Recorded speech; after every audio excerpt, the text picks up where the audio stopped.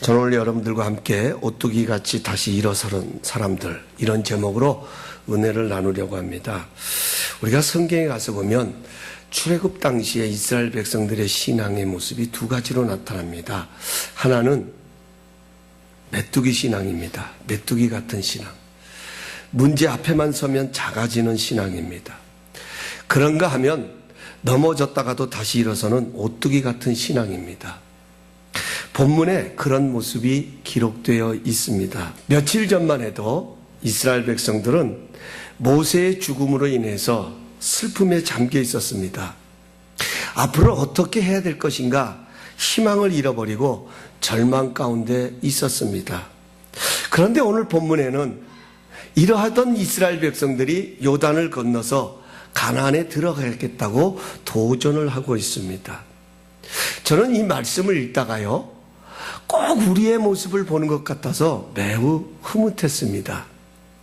사실 우리의 신앙은 메뚜기와 오뚜기를 왔다 갔다 합니다. 문제를 만나면 할 수 있다 없다 하면서 곧 끝낼 것 같이 하다가도 하나님이 힘 주시면 언제 그렇냐는 듯이 다시 일어나서 가던 길을 가는 모습들, 이런 것을 보면 참 감사합니다.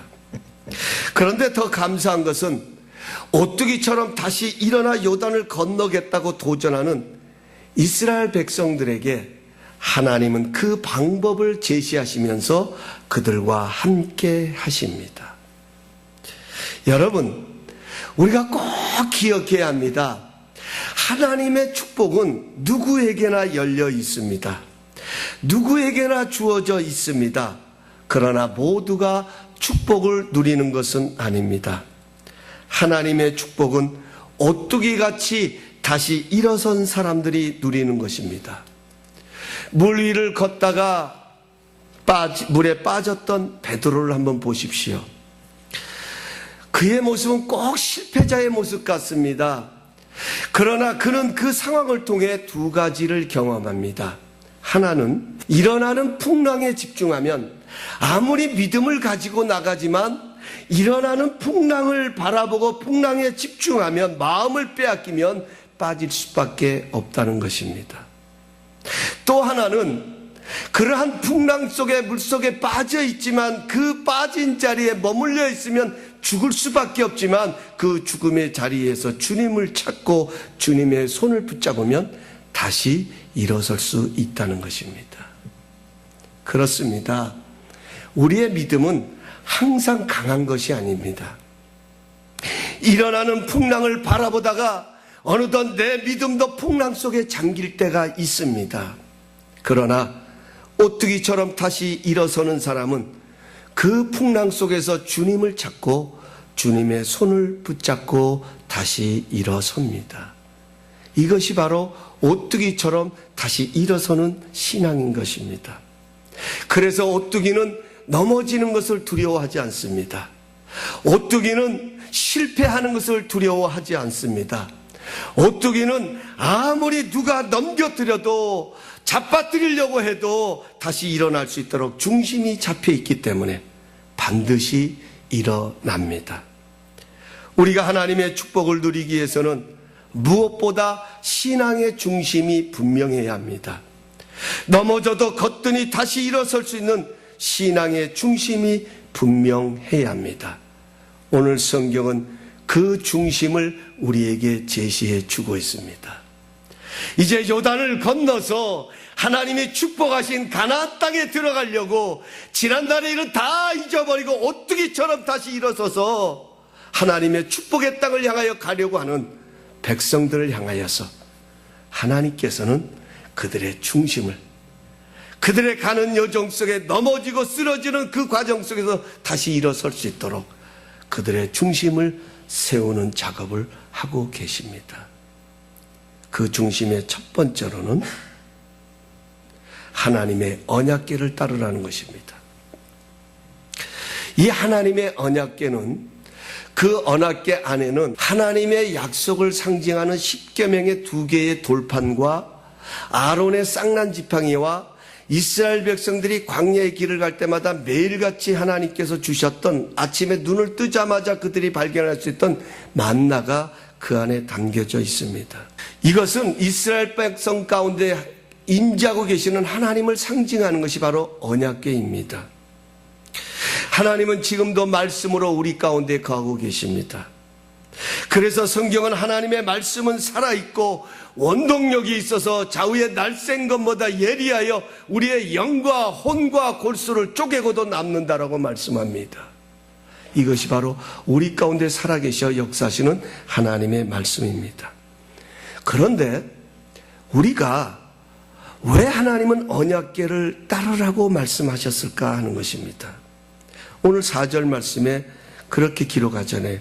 그러나 너희와 그 사이 거리가 2000규빗쯤 되게 하고, 2000규빗이라고 하는 것은 한 규빗은 우리의 팔뚝입니다. 이 손에서 손끝까지가 이 한 규빗이에요. 2000규빗이라고 하는 것은 약 한 거리상으로 900m의 거리를 말합니다. 언약궤를 뒤따르되 언약궤가 900m가 앞으로 가는 거예요. 하나님의 인재를 상징하는 언약궤가 약 900m, 이스라엘 백성들의 진영에서 900m 앞에서 행진을 하고 백성들은 그 뒤를 따르는 것입니다. 왜 하나님은 그렇게 하셨을까 하는 겁니다. 바꿔서 말하면 왜 성경은 하나님의 말씀을 따라 살아가라고 우리에게 강조하시는가 하는 것입니다. 왜 우리가 하나님의 말씀을 귀하게 여기고 그 말씀을 따라가는 것이 축복이 되는가, 이것을 오늘 하나님께서는 명백하게 집어주고 계십니다. 오늘 4절에 가서 보면 이런 말씀이 있습니다. 그러나 너희와 그 사이 거리가 2000규빗쯤 되게 하고 그것에 가까이 하지는 말라. 그리하면 너희가 행할 길을 알리니 너희가 이전에 이 길을 지나보지 못하였음이니라. 중요한 말씀은 너희가 이전에 이 길을 지나가 보지 못했습니다. 다시 말씀드리면 처음 가보는 길이라는 거예요. 지금 이스라엘 백성들이 요단강을 건너서 가나안을 향하여 가는 길은 이스라엘 백성들이 지난날 갔던 길을 가는 게 아니에요. 갔던 길을 가는 길이라면 경험 가지고 갈 수 있어요. 내가 살아갔던 방식을 가지고 살아갈 수 있어요. 그러나 지금 가는 이 길은, 하나님의 축복의 땅을 향하여 가는 길은 인간의 경험으로 갈 수 있는 길이 아니라 인간의 지식으로 갈 수 있는 길이 아니라는 거예요. 처음 가보는 길이라는 거예요. 여러분, 우리도요, 가보지 않은 길을 갈 때는요, 기대감과 염려가 자리 잡습니다. 야, 앞으로 우리에게 어떤 일이 일어날까? 우리가 새로운 일을 행할 때는, 야, 이 일을 통해서는 우리에게 어떤 모습들이 나타날까? 이런 기대감이 있어요. 그런가 하면, 과연 이것이 잘 될까? 과연 이것이 성공할 것인가? 과연 내가 이 길이 가는 것이 바른 길인가? 내가 이 선택이 올바른 것인가? 이런 염려가 때로는 자리 잡기도 합니다. 이스라엘 백성도 똑같았어요. 여러분, 이스라엘 백성들은 기대감이 있었을 것입니다. 이 앞장에 가서 보면 여리고를 정탐했던 2명의 정탐꾼의 고백이 나옵니다. 뭐라고 고백을 합니까? 24절에 가서 보면 또 여호수아에게 이르되 진실로 여호와께서 그 온 땅을 우리 손에 주셨으므로 그 땅의 모든 주민이 우리 앞에서 간담이 녹느이다. 무슨 말입니까? 정탐꾼으로부터 듣기를 하나님께서 우리를 위하여 행하신 일을 저들이 듣고서 우리를 생각할 때마다 지금 두려움 가운데 떨고 있습니다. 여러분, 이 이야기를 들었으니 얼마나 자신감이 넘치겠어요? 얼마나 담대할 수 있겠습니까? 그런데 문제는 요단강입니다. 하나님에 대한 믿음을 가지고 나가면 얼마든지 기대감을 가지고 나갈 수 있는데, 이제는 요단강을 건너려고 하니까 이 다음에 가서 자세히 읽어보면 요단강의 물이 범람했더라, 이렇게 기록되어 있어요. 이건 무엇을 말하냐면, 지금 이스라엘 백성들이 요단강을 건너야 할 이 시기는 홍수 때이기 때문에 이 요단 강물이 범람하던 시기였습니다. 그러니까 결코 상황이 좋은 상황이 아니라는 거예요. 여러분, 한번 생각해 보세요. 믿음은 있어요. 그런데 상황은, 내 눈에 보여지는 상황은 그런 상황이 아니에요. 믿음과 똑같이 내가 그 믿음의 길을 갈 수 있도록 만들어주는 상황이 아니라 오히려 믿음의 길을 갈 수 없도록 전혀 다른 상황이 내 눈앞에 펼쳐져 있더라는 거예요. 여러분, 이럴 때 어떤 생각이 들겠어요? 저 같았으면 그랬을 것 같아요. 여러분은 몰라도 저 같았으면 그랬을 것 같아요. 야, 꼭 지금 가야 하나? 아니, 꼭 지금 이 강을 건너야 되는 것인가? 좀 물이 좀 빠진 다음에, 조금 안전스러운 다음에, 좀 여유가 있을 때 건너가면 안 되는 것인가? 아니, 좀 더 도가 지나치면요, 야, 꼭 우리가 이렇게 고생을 하면서 축복의 땅에 들어가야 되는가? 그냥 지금 이 정도만 해도 괜찮은 거 아닌가? 너무 욕심을 내는 거 아닌가? 아니, 그 지난번에 있었던 그 시딤이라는 땅을 보아도 참 그 땅도 살만한 땅인 것 같던데, 굳이 뭐 가보지도 않은 그 땅을 우리가 갈 필요가 있을까? 그냥 거기서 하나님이 함께만 해주신다면 거기에 머물면 안 될까? 여러분, 상황은 우리의 생각을 작아지게 만드는 거예요. 믿음은요, 우리를 건널 수 있도록 힘을 더 준다면 주어지는 상황은 우리의 생각을 자꾸만 작아지게 만드는 거예요. 이것이 바로 가보지 않는 길에 나타나는 현상인 거예요. 그래서 망설이는 거예요. 상황 앞에서 믿음이 없는 게 아니라 믿음이 있는데도 불구하고 상황 앞에서 자꾸 무너지는 것은 그 상황이, 믿음이 그 상황을 넘어서야 되는데 상황이 믿음을 넘어서기 때문에 머뭇하는 거예요. 하나님께서 말씀하십니다. 언약궤를 따라가라. 그리하면 너희가 어떻게 그 길을 가야 하는지 알게 될 것이다. 이게 하나님의 메시지였습니다. 요단강은 결코 이스라엘 백성의 힘으로 건너는 강이 아니었습니다. 하나님과 함께 건너야 하는 강이었습니다. 가나안은 그들의 힘으로 들어가는 것이 아니라 하나님과 함께 들어가야 합니다. 그래서 언약궤를 따라가라고 말씀합니다. 여러분, 우리도 마찬가지입니다. 우리도요, 건너지 않으면 안 되는 광을 만날 때가 있습니다. 하나님의 축복을 땅에 들어가기 위해서 가기를 원하지만 그러나 반드시 건너야 한 강이 우리 앞에 놓여 있을 때가 있습니다. 어쩌면 지금 이 상황이 우리 교회적으로는 요단강일 수도 있습니다. 하나님에 대한 축복은 있습니다. 하나님은 우리를 사용하실 것이라는 기대가 있습니다. 믿음도 있습니다. 그러나 우리 눈에 보이는 상황은 결코 그 상황, 그 모습과는 동떨어진 같은 상황이 비춰질 수도 있습니다. 이럴 때 우리는 하나님과 함께 이 요단강을 건너야 합니다. 그래서 우리는 하나님의 말씀을 따라가야 합니다. 우스갯 말 가운데 이런 말이 있어요.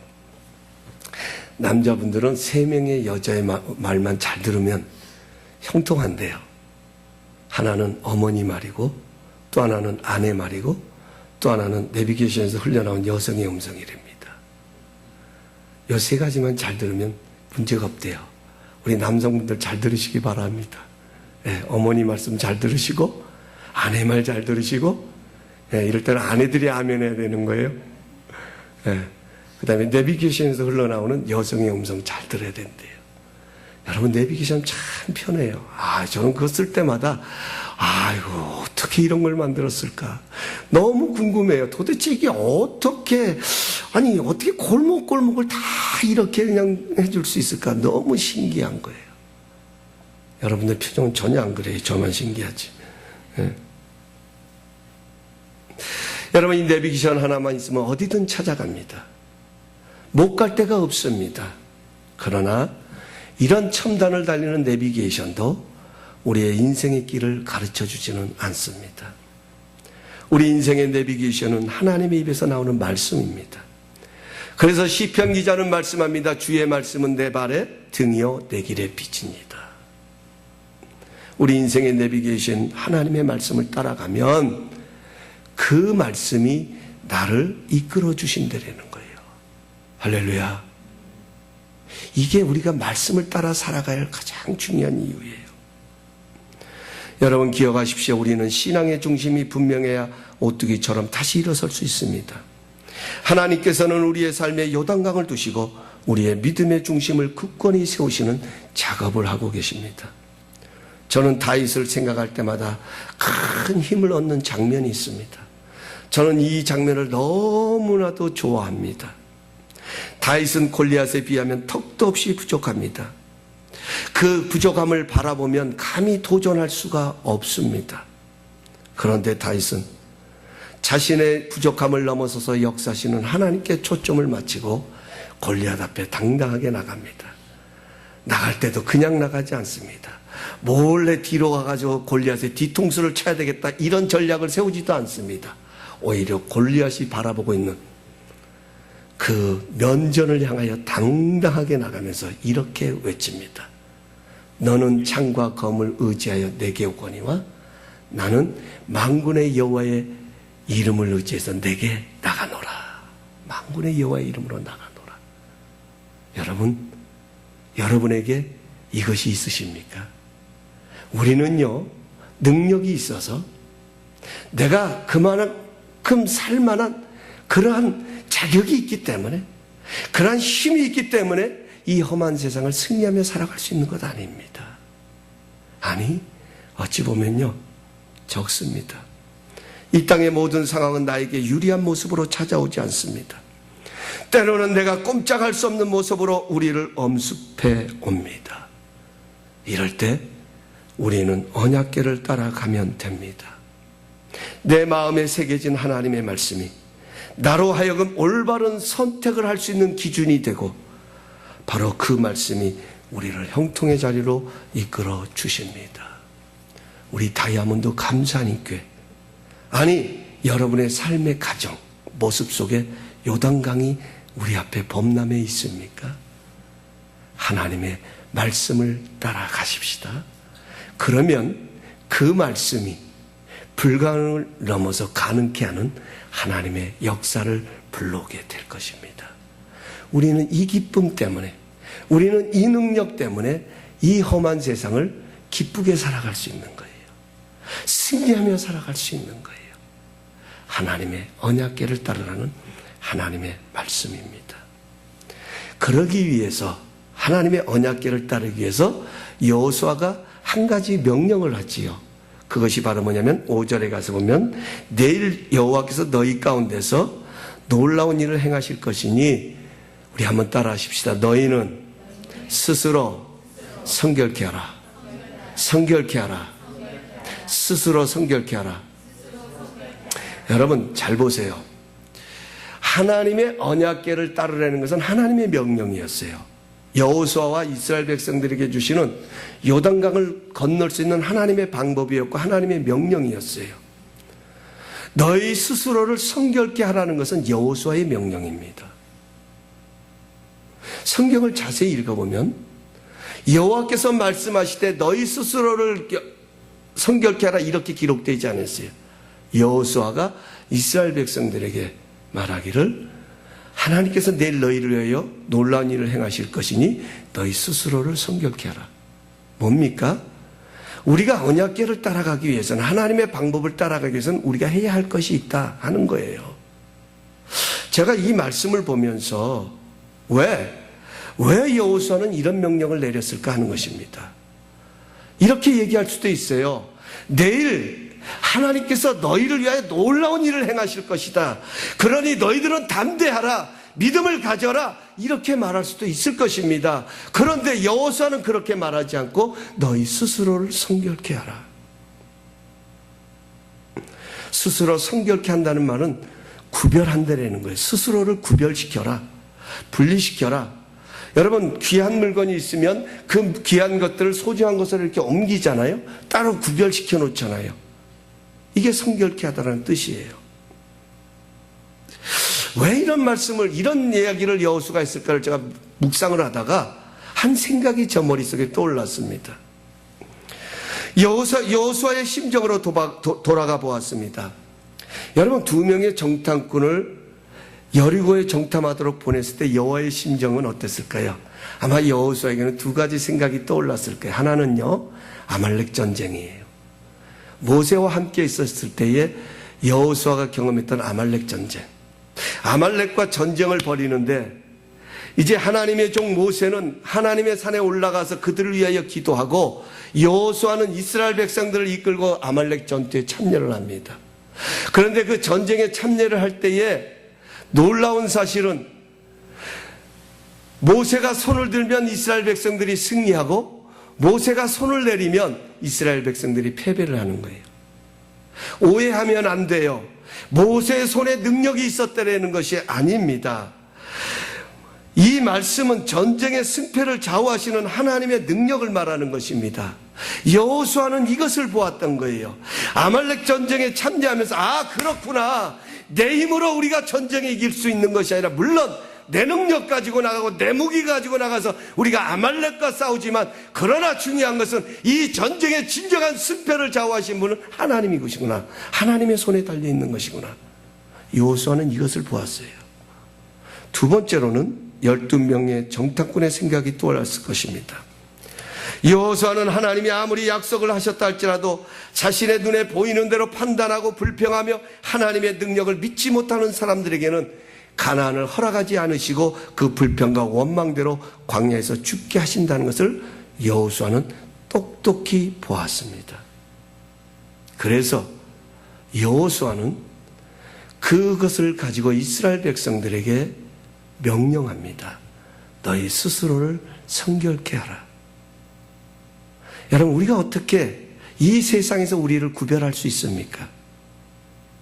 우리를 어떻게 구별시킬 수 있습니까? 그것은 하나님을 내 삶의 우선순위에 둬야 돼요. 이게 구별할 수 있는 방법이에요. 지금 여호수아는 그 작업을 하고 있는 것입니다. 요단을 건너기 전에, 내 삶에서, 내 인생의 여정에서 하나님께서 베풀어 주시는 기적을 눈으로 목격하기 위해서는 먼저 너희의 믿음과 너희의 생각과 너희의 삶의 모습들을 다시 구별하려는 거예요. 내가 어디에 있는지, 내가 지금 하나님이 내 삶에 어떤 위치에 있는지, 내 삶 속에서 하나님은 어떠한 위치 속에 있는지. 우리는 분명히 하나님의 능력으로 요단강을 건너야 되고 하나님과 함께 가나안에 들어가야 하는데, 내 힘이 아닌데 그 하나님은 지금 어디에 계시는지, 내 삶 속에서, 내 생각 속에서, 내 믿음 속에서 그분은 어디에 위치하고 계시는지 스스로를 성결케 하려는 것입니다. 여러분, 그거 아세요? 하나님은 우리의 믿음에 따라 역사하시는 분이십니다. 이게 무슨 말입니까? 우리가 하나님을 믿는 만큼 하나님은 우리 가운데 놀라운 일을 행하신다는 거예요. 하나님의 축복의 땅에 들어가는 가장 큰 장애는 상황이 아닙니다. 내 생각입니다. 어찌 보면 그것이 내 삶의 모습일 수도 있습니다. 어려움을 만나면 대하는 나의 삶의 태도일 수도 있습니다. 믿음을 가졌다고 하면서도 그 문제 앞에서 어찌할 바를 모르는 어떤 그런 나의 연약한 모습일 수도 있을 것입니다. 내 눈에 보이는 대로 판단하고 따라가는 나의 불신앙이 가장 큰 장애일 수도 있을 것입니다. 스스로 성결케 하는 작업이 따라야 하는 것입니다. 이제 말씀을 맺겠습니다. 미드웨스트라는 작은 농촌에서 있었던 이야기입니다. 2층 집에 사는 젊은 부부와 어린아이가 있었습니다. 그런데 어느 날 그 집에서 불이 났습니다. 집안에 있던 식구들이 당황한 나머지 연기가 자욱한 집에서 뛰쳐나왔습니다. 그런데 2층에서 자고 있던 5살짜리 아이가 없는 것이었습니다.